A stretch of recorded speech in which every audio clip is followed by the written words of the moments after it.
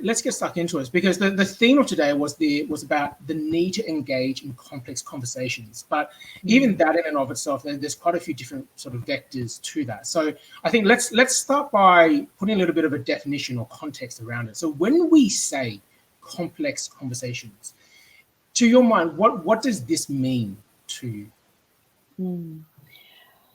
I think we need to think about it, and we're all humans, and I think we all like to categorize things. So I'm going to categorize the way I would think about complexity, not define it, but think about it. I think let's talk about it from an emotional perspective. I think complexity means courage. Complexity means openness. And complexity means probably a bit of tolerance and empathy as well.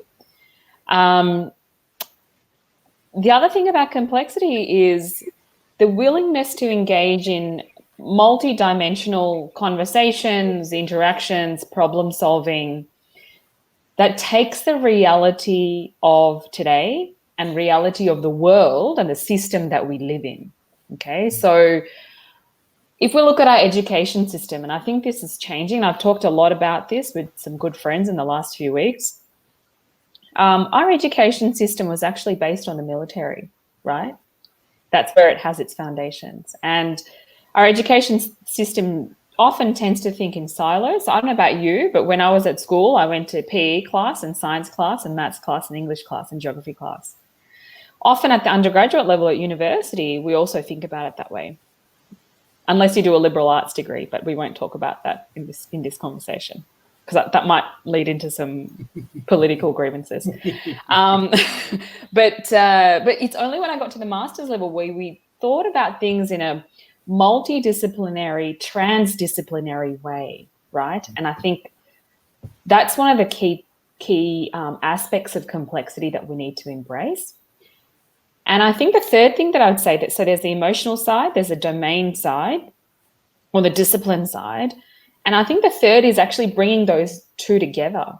I think we need to recognize that we need to bring our whole selves to the things that we do so that we can come from a place of authenticity. I'll stop there. No, thank you for that. And I like the way that you've actually categorized and grouped that as well. And I also want to recognize what you've done, which is you sort of said this is just an approach as opposed to a definition. And I think that's actually really important too, because it's in many of the things that I do these days, I think about this idea of the relationship that we have with specific words, with specific concepts, and that sometimes we can have a perception of a concept that other people may not necessarily share. And Indeed. That's part of the complexity of it. It's understanding that there's nuance and there's different context. And even when we say conversation, depending on which context we're coming into, that could mean different things to different people. And so to be able to embrace that in terms of, the domains that you talk about, like the emotions that we bring to it, I think that becomes really important to recognize. Yeah. And I think the thing that I'd say is, and I'm not defining complexity, and I don't think this conversation is about complexity science per se, right? Because, there are frameworks that are there that we can talk about. Maybe we'll talk about in the future.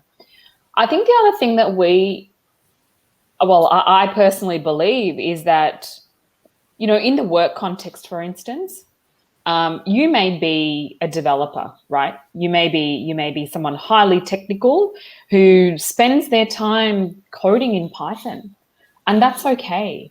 But I think what we just need to recognize is that complexity comes into play in our lives in various different ways.